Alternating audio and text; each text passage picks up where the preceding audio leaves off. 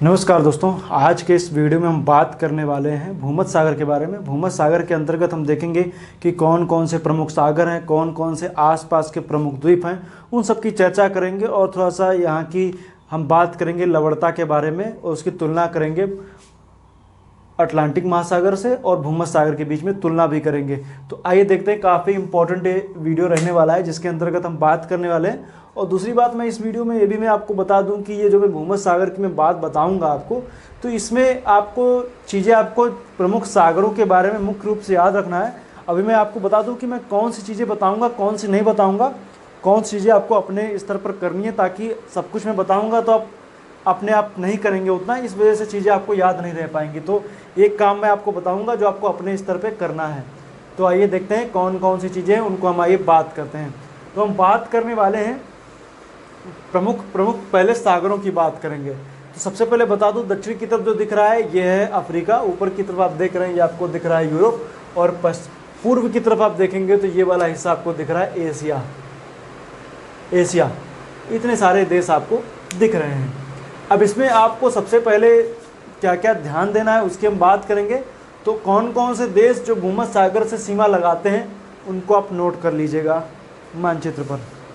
वो मैंने इसलिए नहीं बताया क्योंकि मैं अगर वो भी बता दूंगा तो आप उतना ध्यान नहीं देंगे। तो आप जब एक एक देश का जब आप यहाँ पर मैप बनाएंगे तो आपको और अच्छे से चीज़ें समझ में आएंगी। बनाने को मैं बता सकता था जो भी देश थे, लेकिन मैंने ये काम आप पे छोड़ दिया ताकि आप लोगों को अच्छे से समझ में आए और देश आप लोग अपने स्तर पे, क्योंकि देश तो मानचित्र उठाएंगे कहीं भी मिल जाएंगे, इसलिए मैंने उनको यहाँ पे नहीं बताया है। हालांकि जहाँ ज़रूरत होगी वहाँ पर मैं देशों की चर्चा कर दूँगा।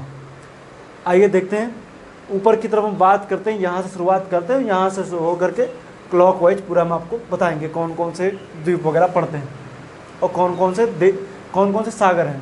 तो ये पूरा दिख रहा है ये भूमध्य सागर। यहाँ पर देखेंगे तो यहाँ पर देश दिखता है, इसको हम लोग बोलते हैं स्पेन। स्पेन के ऊपर भी फ्रांस है, इस तरफ पुर्तगाल है। तो स्पेन। दक्षिण की तरफ देखेंगे तो यहाँ पर आपको दिखेगा मोरक्को दिखेगा। उसके बीच में यहाँ पर जलसंधि स्थित है, इसको बोलते हैं जिब्राल्टर जलसंधि। कई बार मैं चर्चा कर चुका हूँ। इस तरफ देखेंगे तो ये वाला हिस्सा दिखेगा अटलांटिक और ये है भूमध्य सागर। तो अटलांटिक महासागर और भूमध्य सागर के बीच में जिब्राल्टर जलसंधि है, इसको भूमध्य सागर की कुंजी भी कहते हैं, इसलिए याद है, क्योंकि प्रवेश द्वार की तरह इसलिए इसको कुंजी बोलते हैं। आगे देखेंगे तो यहाँ पर हमें देखने को मिलेगा यहाँ पर एक अल्बोरान सागर, और इस तरफ देखेंगे तो पूरा का पूरा इस तरफ जिब्राल्टर सी भी पड़ता है, जिब्राल्टर सागर भी है।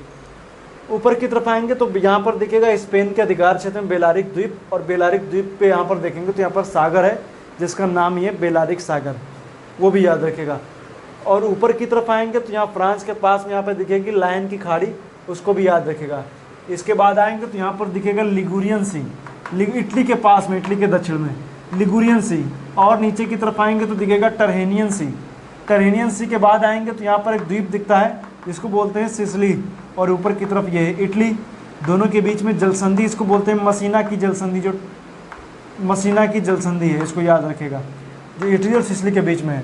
यहाँ पर दो द्वीप दिखते हैं, ऊपर की तरफ कोर्सिका, नीचे की तरफ सर्डिनिया। ये क्या है? कोर्सिका है और ये सर्डिनिया।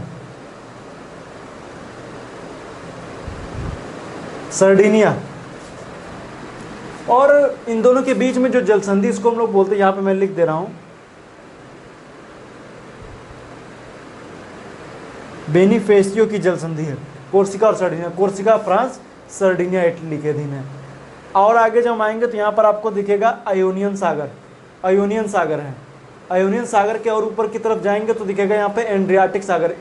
अब प्रश्न इस तरीके से बन सकता है, टरहेनियन सागर कहाँ पर स्थित? इटली के पूर्व में, इटली के पश्चिम में है, तो आपको बताना है इटली के पश्चिम में है।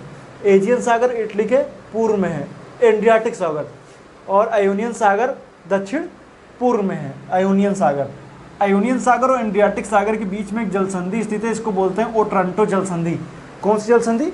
ओट्रांटो जलसंधि स्थित है। कौन सी? ओट्रांटो, जो पड़ती है इटली, और यहाँ पर देश दिखेगा वो, इसका नाम है अल्बानिया। कौन सा देश है? अल्बानिया।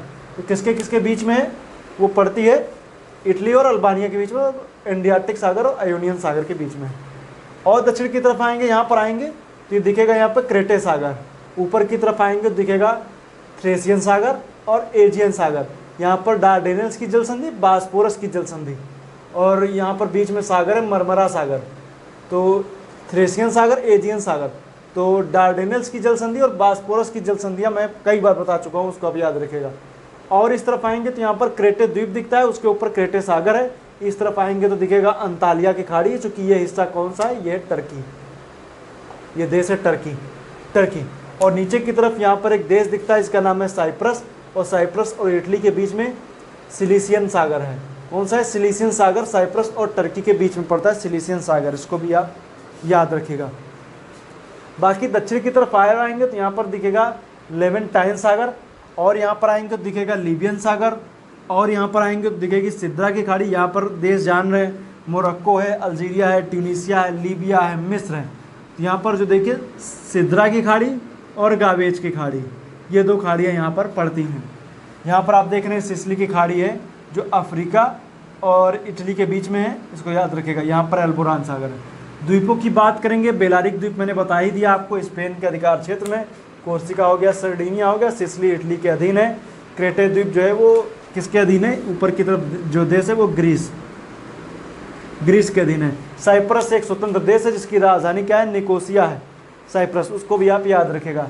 बाकी और भी कई सारे इसमें द्वीप स्थित हैं, आप जब सेपरेट वीडियो में देखेंगे, आप जैसे मैंने पिछला वीडियो डाला था आपको देखेंगे, मैंने बताया था उसमें ग्रीस के बारे में। तो ग्रीस मैंने कई सारे वीडियो बताए थे, आप लोग उनको देखिएगा। छोटी छोटी यहाँ पर जलसंधियाँ वगैरह भी मिलेंगी, वो भी आप देखिएगा।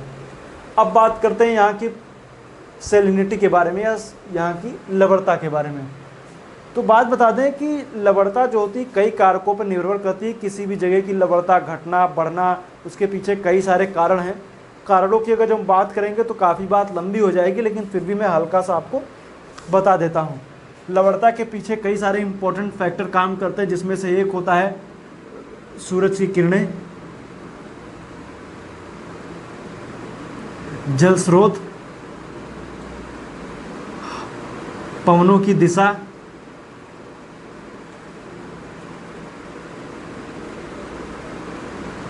ये सारे फैक्टर मुख्य रूप से काम करते हैं। सूरज की किरणें वगैरह हैं, जल स्रोत है, पवनों की दिशा वगैरह हो गई, और जलधाराएं भी वगैरह भी इस पे काम करती, तो एक जलधारा वगैरह भी आप लिख सकते हैं। और भी कई सारे फैक्टर काम करेंगे, लेकिन मुख्य रूप से यही है। और वायुदाब, तापमान, और भी बहुत सारे भी निकालेंगे तो बहुत सारे स्रोत निकलेंगे। तो सूरज की किरणें जहाँ पर लंबवत पड़ेंगी वहाँ पर वाष्पीकरण की प्रक्रिया ज़्यादा होगी, वाष्पीकरण की प्रक्रिया ज़्यादा होगी तो पानी भाप बन के ऊपर उठेगा, और जो नीचे का जो पानी बचेगा उसमें नमक की मात्रा ज़्यादा होगी और वहाँ पर खारापन ज़्यादा हो जाएगा। जल स्रोत की बात करेंगे, जहाँ पर कोई फ्रेश वाटर की नदियाँ आकर के मिलती हैं, वहाँ पर क्या होता है कि जल स्रोत होते हैं वो आकर के जब समुद्र में मिलते हैं या जलराशि में मिलते हैं, तो वहाँ की जब फ्रेश वाटर आता रहता है तो वहाँ पर क्या होता है, खारापन थोड़ा सा हमें कम देखने को मिलता है। पवनों की दिशा, पवन की दिशा भी डिपेंड करती है कि पवन किस तरफ चलने। मान लीजिए ऐसे कोई पवन जहाँ पे फ्रेश वाटर है उससे वहाँ से पवन चले, और जब पवन चलेगी तो सीधी बात है, अगर जो फ्रेश वाटर जहाँ पर लवणता अधिक वहाँ पर लेके जाएगी तो क्या होगा कि पानी मिक्स हो जाएगा, लवणता को कंट्रोल करेगा। जलधाराएँ वगैरह भी जिस तरीके से जलधारा चलेगी वो भी डिपेंड करेगा।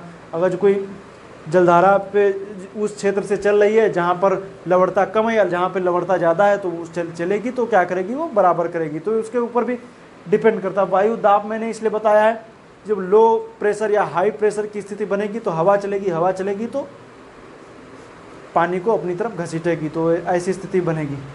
तापमान भी मैंने बताया, तापमान भी अधिक होगा तो वाष्पीकरण की प्रक्रिया भी अधिक होगी। तो ये आप सूरज की किरणों से इसको मैच करा सकते हैं। बाकी वर्षा भी इम्पोर्टेंट है, वर्षा होगी तभी तो, अगर जो ज़्यादा वर्षा होगी जिस क्षेत्र में वहाँ भी लवणता कम होगी। लेकिन ये तो फैक्टर है ही।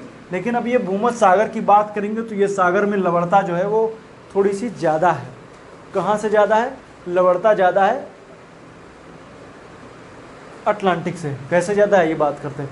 इसमें मुख्य रूप से देखेंगे तो यहाँ पर किसी भी तरीके से फ्रेश नदियों का बहुत ज़्यादा कोई स्रोत यहाँ पे है नहीं, इसलिए यहाँ की लवणता थोड़ी ज़्यादा है, वाष्पीकरण की प्रक्रिया होती है। गर्मियों के मौसम में इस एरिया में थोड़ा लवणता में ज़्यादा देखने को मिलती है, 40 तक पहुँच जाती है। बाकी एवरेज में देखेंगे तो 38 रहती है। 38 पर 1000 है। देखिए परसेंट मतलब 100 में होता है, ये मैंने यहाँ पर 2 बिंदी लगा देंगे तो पर 1000 हो जाएगा। सेंट मतलब 100 और यहाँ पर 2 मैंने लगा दिया तो ये क्या होगा पर 1000, मतलब कि 100 पार्टिकल में 38 पार्टिकल जो हैं वो इसके में, या सीधे सीधे कहें कि 1000 ग्राम जल में 38 ग्राम क्या है नमक के हैं, कहाँ पर भूमध्य सागर में, और 35 ग्राम अटलांटिक में है। अब आप देख रहे हैं कि दोनों में लवणता में अंतर है, तो लवणता में अंतर कैसे है तो वो तो मैंने बता दिया। अब लवणता में अंतर है तो यहाँ पे जलधारा चलेगी, मतलब कि थोड़ा सा वाटर एक जलधारा किस तरीके से चलेगी उसको भी मैं बता दूँ। यहाँ से जिब्राल्टर जल संधि से होते हुए उसकी भी मैं थोड़ी सी आपको चर्चा कर देता हूँ, बता भी देता हूँ ताकि आपको अच्छे से समझ में आ जाए। जैसे आप मान लीजिए यहाँ पर कोई एरिया हो गया, यहाँ पर लवणता ज़्यादा हो गई तो पानी क्या होता है, पानी जो लवणता मतलब कि ज़्यादा, जब वाष्पीकरण की प्रक्रिया अधिक हुई मतलब लवणता ज़्यादा हुई तो पानी भारी हुई, डेंसिटी भारी हुई, पानी चला गया नीचे, पानी क्या हो गया नीचे चला गया। आसपास के एरिया में क्या हुआ, पहले वाटर लेवल जो था वो कुछ इस तरीके से था, बाद में घट करके कुछ इस तरीके से हो गया, तो उस इस तरीके से होगा, पानी यहाँ का भारी था ये नीचे चला आया, और जो यहाँ का पानी था वो यहाँ आ गया, तो यहाँ आ गया तो एक नीचे इसमें एक ऐसी जलधारा चलेगी, इसमें अटलांटिक महासागर से भूमध्य सागर की ओर सतह से जो धारा चलती है वो ऊपर की तरफ सतह पर चलती है, जो अटलांटिक से भूमध्य सागर की ओर आती है। लेकिन इसमें एक नीचे की तरफ से, पानी के नीचे की तरफ से एक चक्रीय क्रम चलता है, जो नीचे बैठा हुआ जो यहाँ का जो ज़्यादा लवणता वाला पानी जो नीचे गया है वो एक अंदर ही अंदर अटलांटिक महासागर में भी आता है। तो एक चक्र कुछ इस तरीके से यहाँ पर चलता है, यहाँ पर अंदर से पानी इस तरफ जाएगा और ऊपर सतह से पानी इस तरफ आएगा। ये प्रक्रिया चलती है, ये हर जगह पे चलती है जहाँ पे लवणता में अंतर में देखने को मिलता है। तो इसलिए आप इस बात को काफ़ी अच्छे से याद रखिएगा कि जहाँ पर भी लवणता ज़्यादा है वहाँ पानी नीचे बैठेगा, और जहाँ पानी नीचे बैठेगा वो एक चक्रीय क्रम में इस तरीके से आता रहता है। तो ये स्थिति रहती है यहाँ पर भूमध्य सागर और यहाँ पे।